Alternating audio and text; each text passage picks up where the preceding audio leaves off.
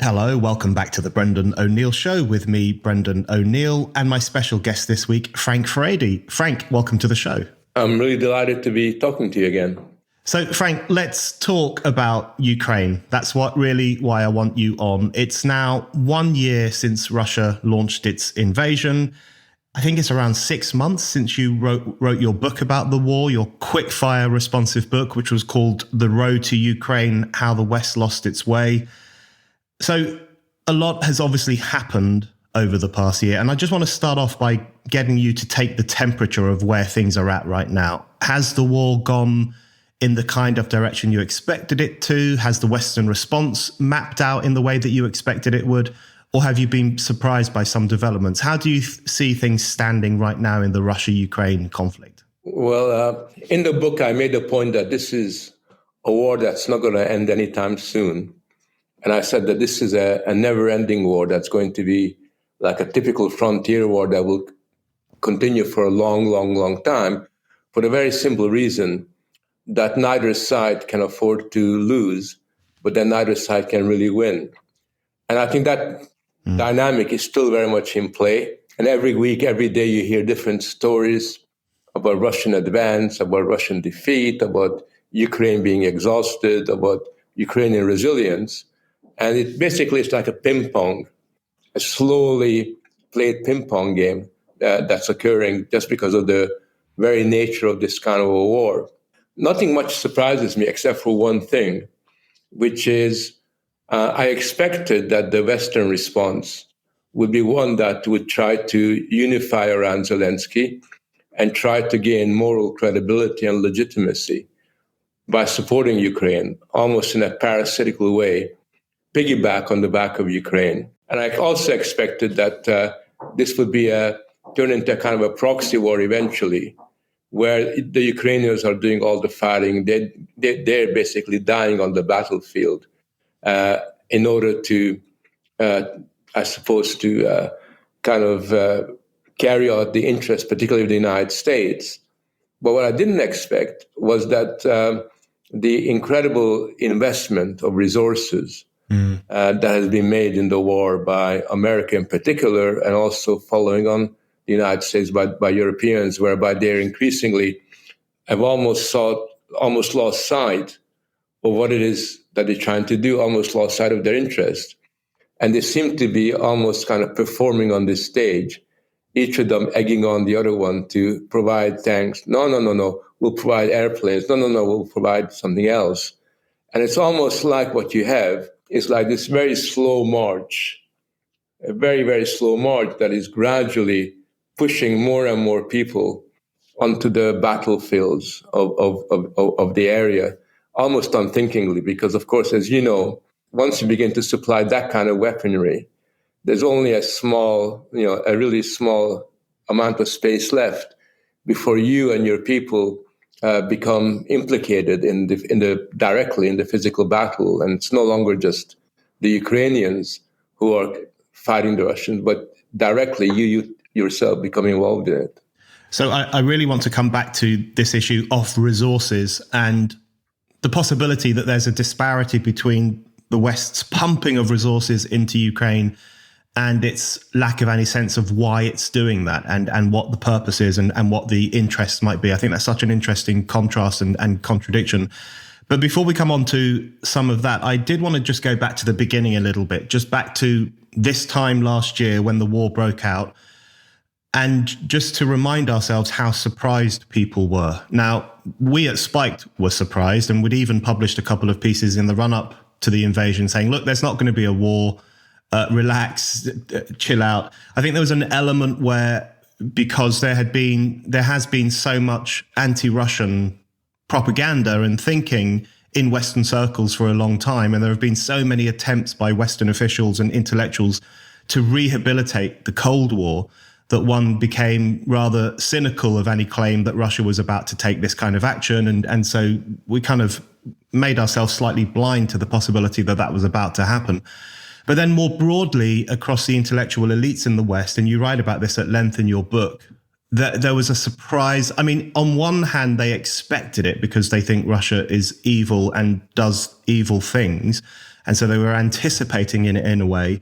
But you talk about their surprise at the fact that history is not actually a done deal, and that history could come back in the way that it did. And a conflict that is between Russia and Ukraine that has got so many historical components and so much historical importance could return to Europe, a country that some of these people believed was free from war, had been unified. War is something that happens far away. It's not something that happens here in the West, certainly not in Europe.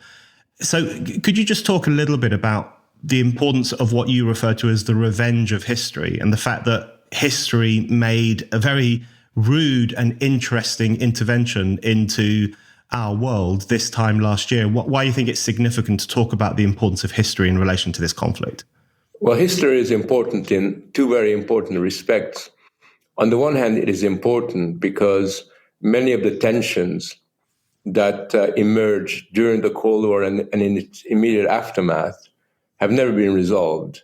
The fact that you now have this Russia question, where Russia has been displaced as a superpower, but it's still a formidable regional power. But at the same time, it's being confined by geopolitical realities from the West to such an extent that they feel extremely frustrated and not being able to find their place in the world. So I think history has made the Russia question the main question, geopolitical question of our time, pretty much in the way that the German question played a role in the interwar period.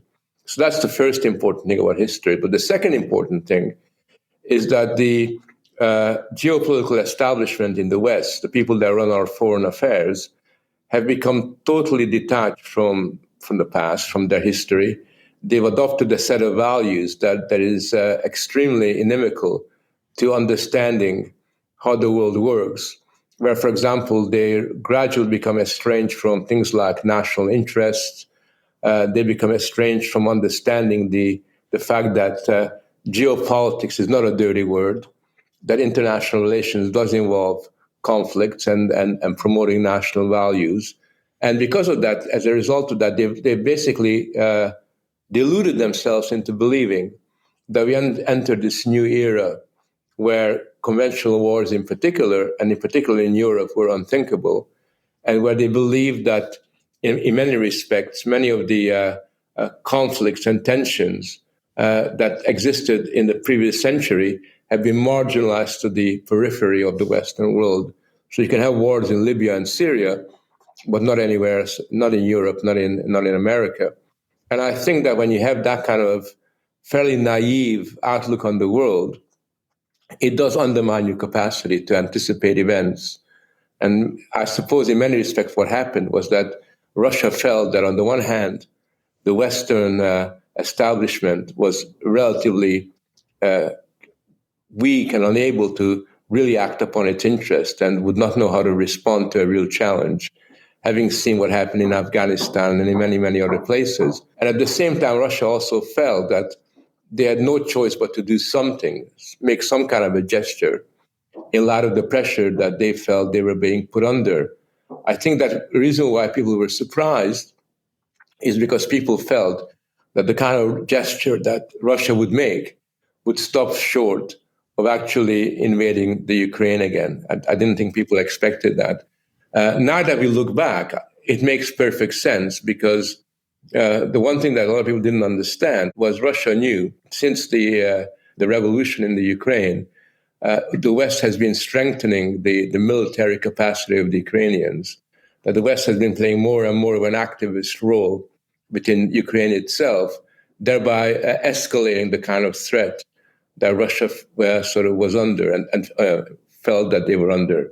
And I think that kind of provocation as they saw it must have been of sufficient weight to get them to react in this kind of silly, heavy-handed, and ultimately self-destructive kind of a way.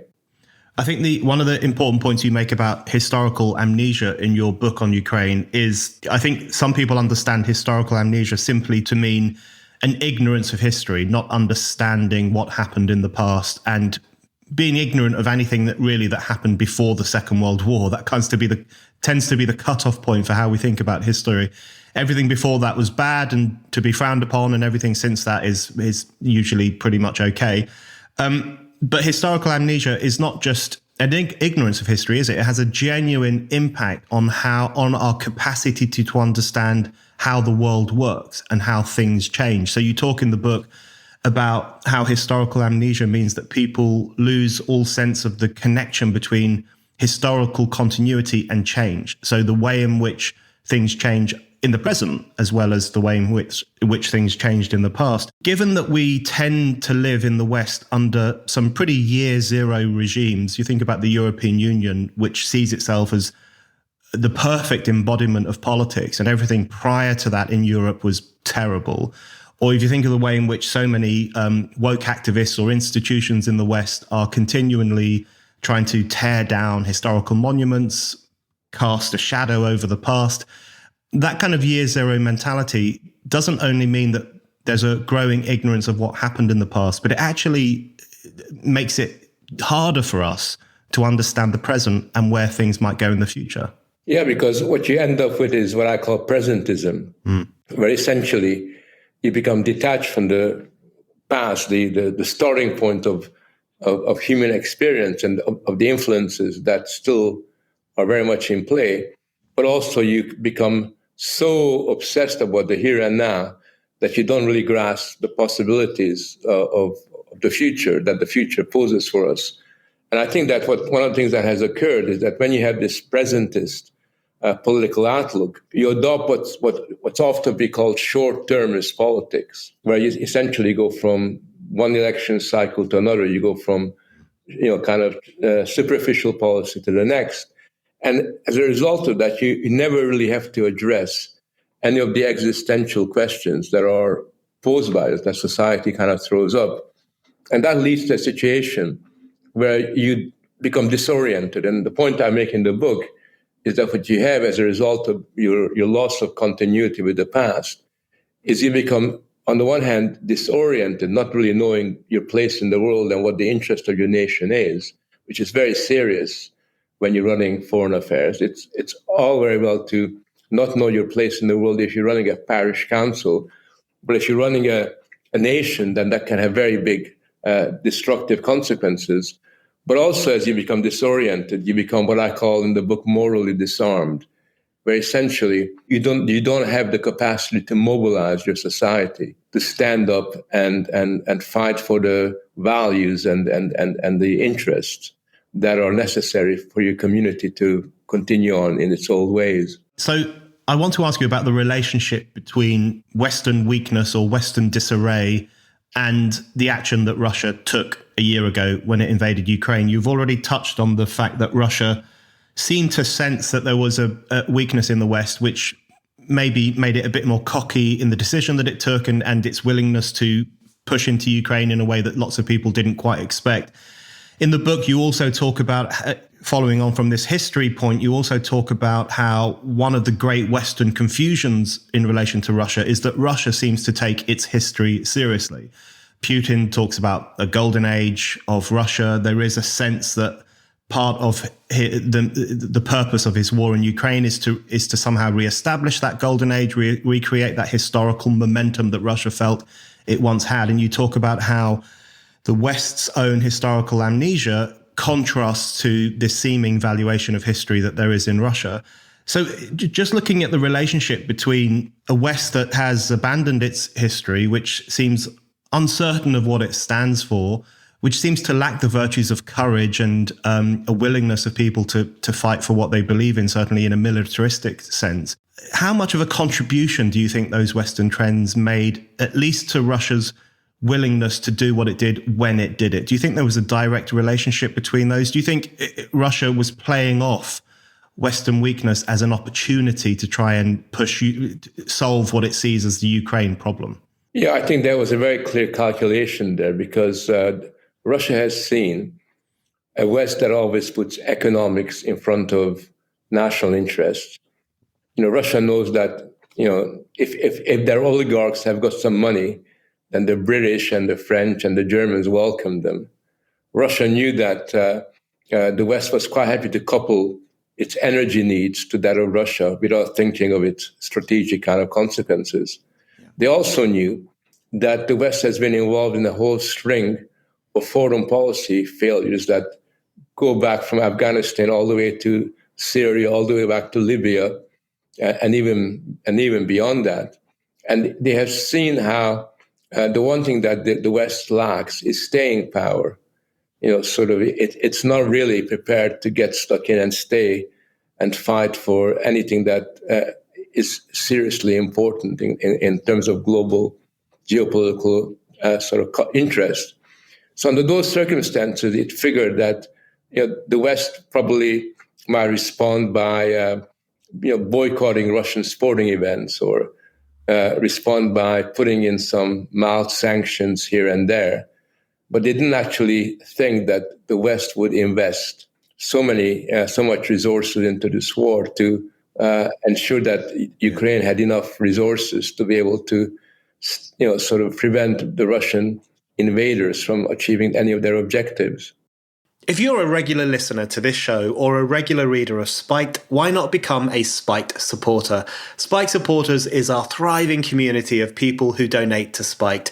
Anyone who gives £5 or more a month or £50 or more a year can become a Spiked supporter and get access to lots of exciting perks. Spiked supporters can comment on articles, get free and discounted tickets to events, get a discount on all items in our shop, and bookmark articles as you browse. This is our way of saying thank you to all of you who fund our work. Spiked is completely free, and yet you still hand over your hard-earned cash to make sure that anyone, anywhere can read us and listen to us. We're incredibly grateful for your generosity.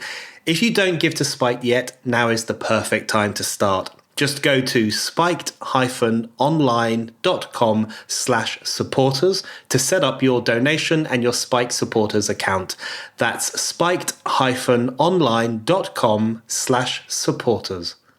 Let's talk a bit about the West's role in Ukraine and its investment of so many resources. And it's such an interesting part of the discussion because we've seen Zelensky has visited Britain very recently, where he openly called for fighter jets. And we know that the Biden administration has given a huge amount of resources, and European countries have as well. I want to tease out what I think might be a bit of a contradiction in this, because you talked about how you expected the war would become a proxy war. And you can see that quite clearly, the way in which so many Western powers are latching on to the Ukraine crisis for various different reasons. And the investment of so many resources is an indicator of that. But I wonder if it's a proxy war as we might traditionally have understood it, because a proxy war traditionally would entail an element of geopolitical nous, an element of understanding one's own interests, and therefore you would engage a certain side in a conflict and provide them with weaponry in order that they might advance your geopolitical interests while fighting for what they consider to be their own interests. But is that what's actually happening in Ukraine? Or might the investment of so many resources, tanks, fighter jets, planes, weaponry, might that actually be a reflection of the West's lack of geopolitical nous and the fact that it doesn't quite know what it wants from the Ukraine conflict, but it does know that it wants to rattle the Russian bear, maybe push Russia back a little bit. It has a sense that it might want to do that. So is it a proxy war in the way that they were fought in the past, or is it something a bit more murky than that? I don't know if I use the word murky. It's unique in the sense that it's a war that begins essentially as a war between Russia and the Ukraine. And it still is that war. There's two wars going on. One for Ukraine's national sovereignty. And at the same time, there's also a second war, which is a proxy war, principally between the United States and Russia, and the EU countries joining in that now. Now, what's interesting about this proxy war, and I think that's something that is really worth looking at, is the question of why is it that at a certain point, the West has decided to pile in a way that is quite unexpected. And I think the reason for that is because, contrary to their expectations, Washington realized that this is an opportunity that they never dreamed of, almost like a question of good luck, chance, because they saw that Russia was much weaker than this than they supposed. They expected the Russian army to just basically wipe out Ukraine in a matter of days. When they saw that, on the contrary, that really wasn't happening, it provided them with this unexpected bonus, which they greedily seized. And in addition to seeing that they could give Russia a hard time, for the first time, they also saw that this could be a medium through which America could reestablish its global preeminent role. It could reestablish NATO as no longer a zombie organization, which it was beforehand, but now something that expressed a kind of Western unity, and they could unify Europe behind America, and in a way that was unthinkable. And that was entirely not something that was pre-planned. It wasn't a conspiracy to do this. It wasn't something that they geopolitically figured out. It just so happened that as a result of unexpected circumstances, it gave them this opportunity. Now, the thing is that outwardly it looks like they've done really well out of this. America is in a very strong place at the moment because of the war. Biden seems like a credible president for the first time in a long, long time. Europe seems fairly united, sort of at least outwardly. You have so-called Western unity that seems to be not unlike that they enjoyed in the Cold War. But when you dig deeper, when you see actually what's really going on, what is evident is that this unity and this ascendancy of the United States has created a situation that leads to its own unmaking, because the solidarity that they continually advertise is a solidarity that can only last in certain circumstances for a very short period of time. And it's unlikely to be the case that going forward, they're going to be able to reap the benefits that they imagine that they're going to do. And at the moment, because they don't realize this, they're very much like investors, sort of who are investing at the top end of the bull market, imagining that the shares can only go up and up and up, not realizing that very, very soon the tide will turn. And we're already seeing signs of that. And that became very clear at the Munich Security Conference last week, where there was all this sense of nervousness and disorientation, where people feel that that we've gone a little bit too far, that we got to basically stop this before it becomes a much more dangerous place than we ever imagined. So there are all these kind of hesitations now under the surface, which I think are going to lead to potentially a greater degree of global fragmentation that we've experienced any time since the Second World War. I get a very strong sense that is coming. And I think precisely because it was quite an opportunistic intervention, in the sense, as you say, chance provided them with this opportunity to galvanize themselves to a certain extent and to throw their weight around in the international sphere in a way that they hadn't been able to do for some time. Is precisely that nature of it, which means it could unravel quite quickly, and those underlying tensions could come to the surface in a possibly quite destructive way. I want to, just on the theme of solidarity, I did want to push that with you a little bit, because I think you're right to describe how, at the moment at least, there does seem to be a fairly new element of Western solidarity, nations coming together in a way that we haven't quite seen since the end of the Cold War. I think that's true, even though that's probably very fragile. But in Western discussion at home, I have noticed a palpable shift in how people are thinking about Ukraine. So, for example, there have been polls showing that lots of young British people and lots of young people across Europe no longer think that it's worth supporting Ukraine. They think it's a bit of a folly. They have other concerns like the energy crisis and so on. Also, at the same time, there is this huge growth online of a very profound cynicism about Zelensky, particularly amongst, I don't know what you would call it, the post-COVID right or something, the online right, where there is this exceptional hostility towards Zelensky, who's seen as a WEF puppet. He's seen as a very destructive player. He's seen as he's the welfare queen, stealing money from Americans, stealing money from Europeans, and using it to fight a war that's killing loads of people. It feels very cynical. I can understand that it's possibly a response to Western liberals' beatification of Zelensky as a saint of international affairs. I can understand that it might be a reaction against that, but it does seem to be growing its own momentum, this incredible online hostility towards Zelensky and to the whole idea that we should support this corrupt nation that is fighting back against Russia. What have you made? So beneath the Western states, which are opportunistically intervening in this theatre, what have you made of the discussion at home about how people seem to be moving slightly away from solidarity with Ukraine into something else? I think there are a number of different strands running parallel with each other, which are in many respects very much revealing of Western society. So on the one hand, you have what I would call a genuine anti-war movement that's emerged. And you can see a growing number of demonstrations in many parts of the world, including Germany, for example. And that's just basically a kind of quasi-pacifist, a quasi, I couldn't be bothered to fight for my country kind of reaction that you always had. And that's now becoming stronger and stronger, especially as people can see the possibility of a greater escalation in the war. You then have also the reaction, and this comes out of the polarized landscape that comes in the wake of identity politics.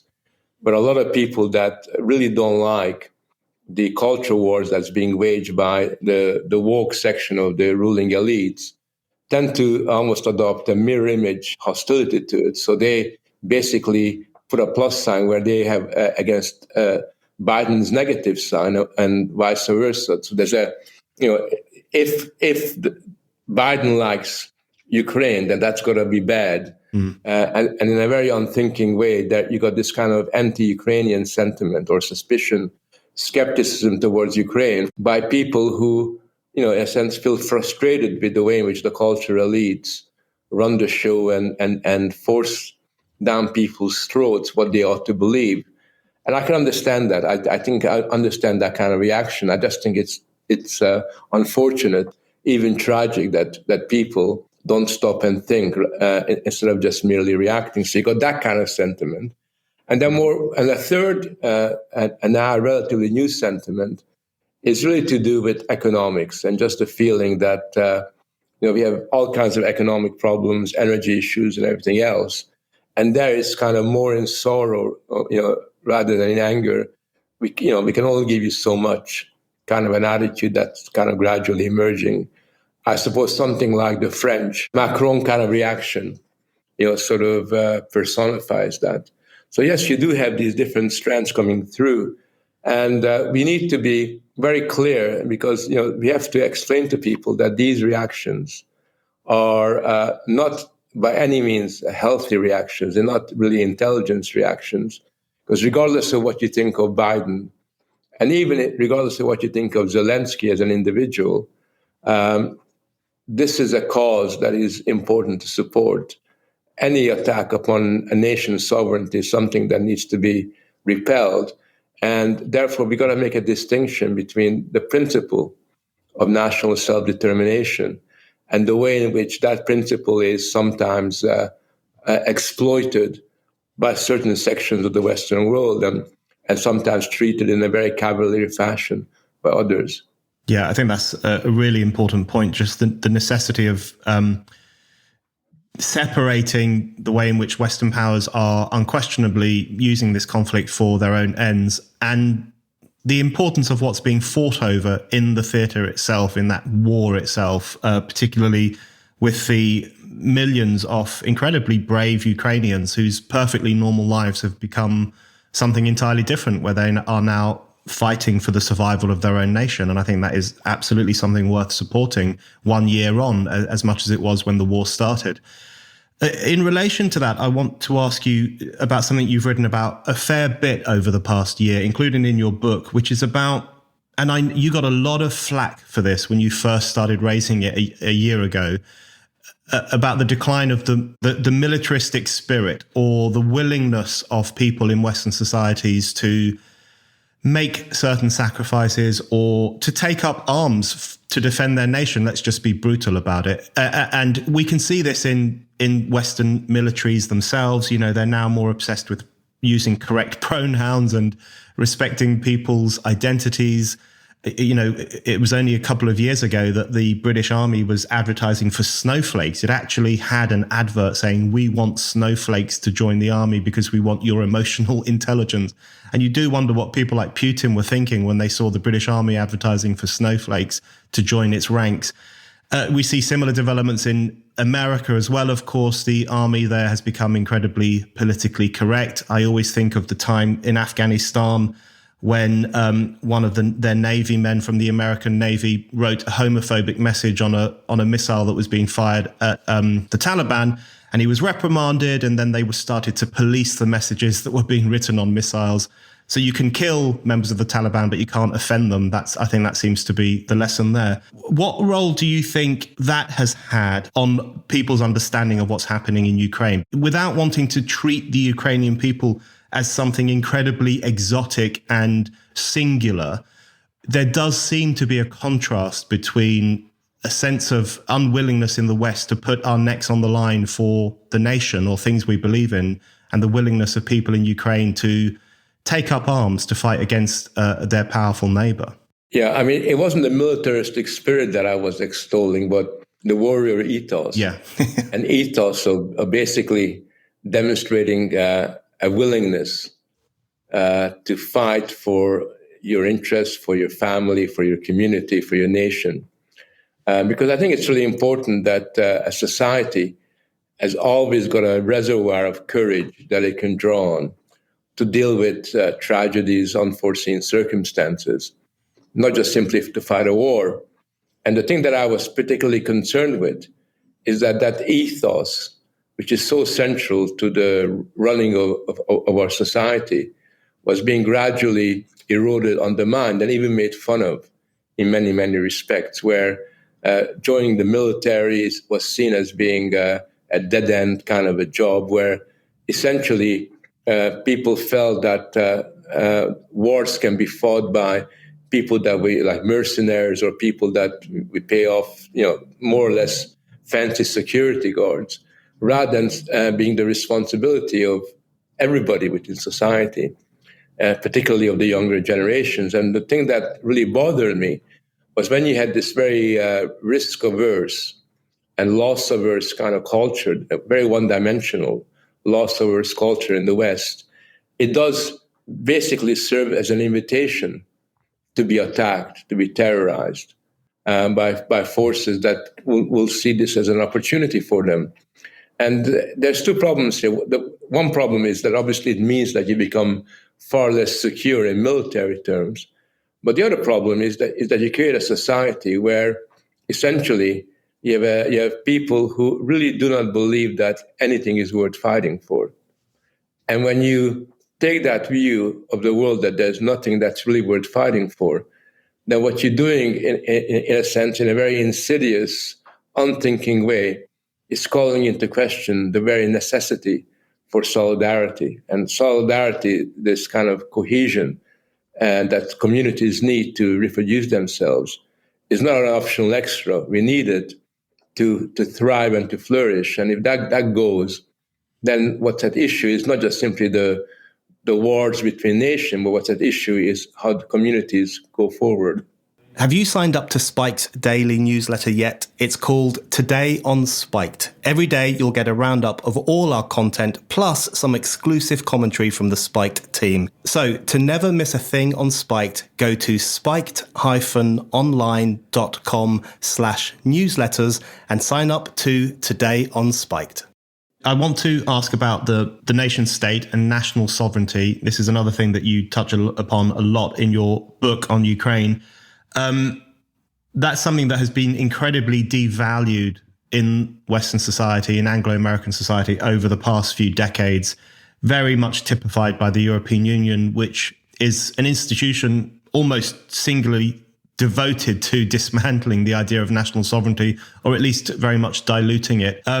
And I just want to ask you about what impact you think that has on how we understand the Ukraine conflict and how we relate to the Ukraine conflict, because obviously that is fundamentally a struggle of national self-determination by a people against an invading army. And so it does raise the question of whether the Western powers who are fairly opportunistically exploiting that conflict, whether they understand really what's at stake there, whether they care what's at stake there, and whether they would support what's at stake there in terms of the right of a nation to determine what happens with its own borders, who crosses them and who doesn't. That seems to be a value that they don't take seriously in their own country. So it's not clear why they would take it seriously in Ukraine. And I think the question that raises for me is whether the solidarity that sections of the West are currently giving to Ukraine could end up being a bit of a trap, in the sense that it seems to be based less on this fulsome defense of a people to defend their nation,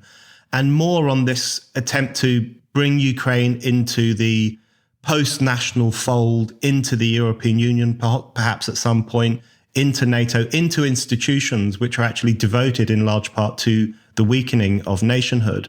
So there's a real contradiction there, isn't there, in terms of the solidarity offered to a people fighting for national freedom, but it seems to be coming from powerful players who are not particularly interested in national freedom. How do you think that's likely to play out? Well, the problem you point out to is that what's driving a lot of the present geopolitical world is a powerful, almost imperial ambition on the part of many nations who have been bought into this globalist ideology that assumes that nation states are not particularly important because the problems that confront us are global rather than national problems. That doesn't mean to say that you don't take your own nation seriously. America certainly does believe in American exceptionalism, that it's the head of, in a sense, it's at the center of this invisible empire that it tries to influence through culture, ideology, and economic and military means. But by and large, there's a kind of project that people are, amongst the elites, are pursuing that systematically devalues the nation states and its institutions. And that is something that hasn't really gone away, although at the same time, it's contradicted by the fact that they know that the only institution that they, like anybody else, can rely on is a nation state. You're not going to get vaccinations in a pandemic from the World Health Organization or some international institution. It's going to be your government that does that. But in relation to Ukraine, I think your instincts are absolutely right, because although they are defending the independence of Ukraine, it's a value that they are quite indifferent to. It's not something that they take particularly seriously. They're supporting Ukraine in such a vigorous way, principally, in order to prevent Russia from gaining strength. They're supporting Ukraine in order to weaken Russia. They're supporting Ukraine in order to give them a certain sense of moral cohesion by being able to show the world that, look, we are the West. We speak with one voice. So many of the themes that underwrite the Western reaction to the Ukraine have got nothing to do with national sovereignty, but to do with a certain Western imperial outlook in the way that the world should be run. And it just so happens that at this particular moment, that ambition converges with the necessity of the Ukrainian people to defend their national sovereignty. On the question of Russia itself and the future of Russia, and I guess what we might refer to as the tragedy of Russia in terms of what Russia has become, I think it's very interesting if you look at the history of the past 20 years or so, where we do seem to move quite violently from an attempt by Western powers to bring Russia a little bit more on board. It's not that long ago that someone like Tony Blair was talking to Vladimir Putin, and there were efforts to bring the new Russia, the post-Cold War Russia, a bit more into the international community, as it's called. At the same time, of course, NATO was expanding ever more eastward in Europe, which more sensible thinkers in the geopolitical sphere understood as unnecessary and a provocation and something that would at some point push Russia slightly over the edge. So there was a contradictory process where on the one hand, there was a belief that Russia after the Cold War, after the Soviet Union, could be brought more on board. But at the same time, there were these continual provocations, this goading of the bear in the East. And now Russia seems to have ended up in a position where it is the demonic power. It is the evil state, maybe not the evil empire in the way that it was during the Cold War years, but it plays a particular role not only for Western establishments, but for the West's intellectual elites who often contrast themselves to Russia. So they will demonize Russia for its obsession with history, its obsession with power, its obsession with wanting to control its neighbors and so on. That tragedy of Russia, what Russia now is, how do you think that's going to resolve itself? Is that just one of those unknowable factors in relation to this? Because it does seem to me that that element in the relationship between the West and Russia could prove increasingly dangerous in the years to come. I don't think you can have an answer to this because there are so many forces at play, often very contradictory, from the fact that Russia can implode from within. And if it implodes from within, its consequences are far greater than the war in the Ukraine, because it will extend all the way to the east, all the way to Tajikistan, Kyrgyzstan, Kazakhstan. I mean, all these areas will get involved in a major upheaval when Russia can no longer retain control over that region. We are already seeing a situation where Armenia, which used to be protected by Russia, feels much more vulnerable towards Azerbaijan because of the difficult situation that has been created there. You can see a situation where China, Turkey, and Iran are just moving into a vacuum that's being created there. So all those things are complicated by the fact that it's unknown, sort of whether Russia's going to implode or just continue the way it is at the moment. Now, the one factor we haven't talked about and hasn't really been considered is that it's all very well for the West to isolate Russia and kind of create a quarantine around it in relation to Europe. But you have to remember, and this became very clear at the Munich Security Conference, that a large part of the world does not support the West in relation to this project. Brazil, South Africa, Indonesia, India, China, I mean, large parts of the world, the majority of the planet's population is not really behind the West in terms of what's really going on there. And while this is really going on, there are other things happening in many, many other parts of the world that are going to have at least an indirect, if not direct, bearing upon what happens in the unfolding of the existing situation. So the way that I look at it is that we are in a situation that is just as unpredictable as the decade before the outbreak of First World War.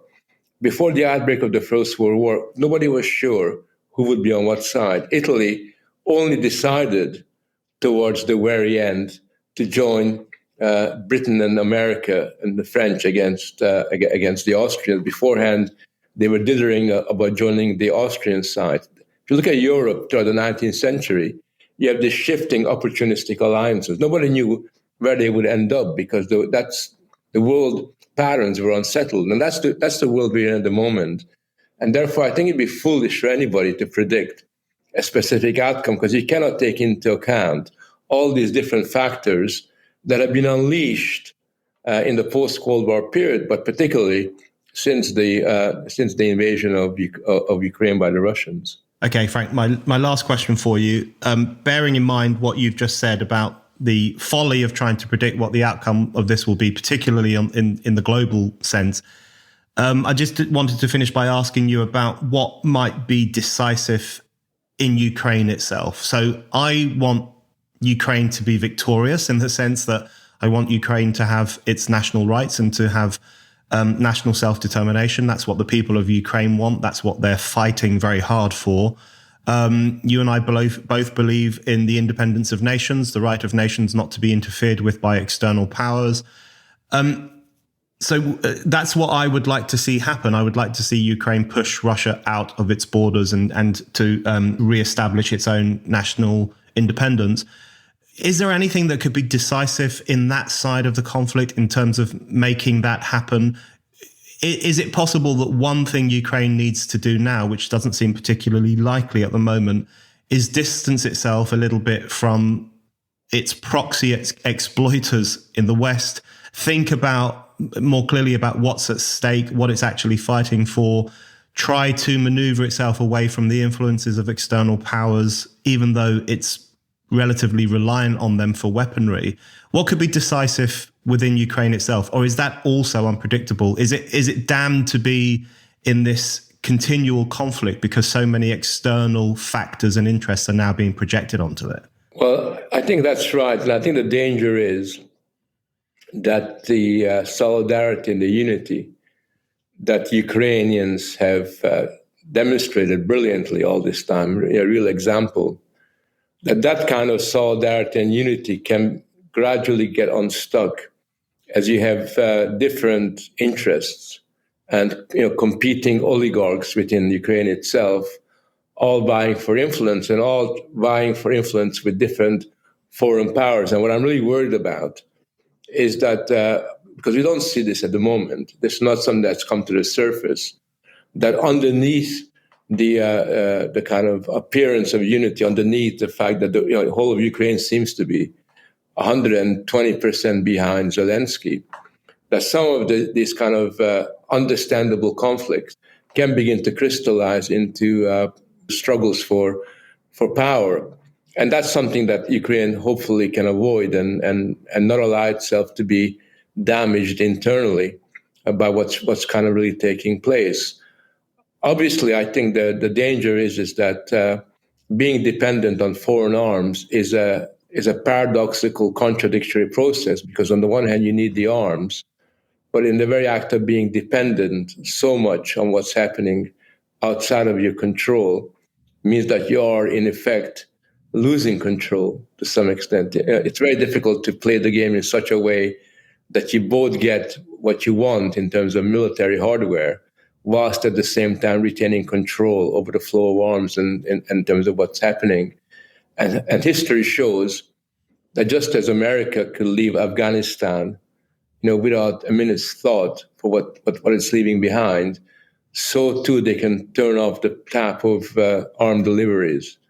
And therefore, I think that we have to be a bit concerned about Ukraine and the way in which its dependent relationship to the West can become its own Achilles heel. Frank Furedi, thank you very much. Nice talking to you.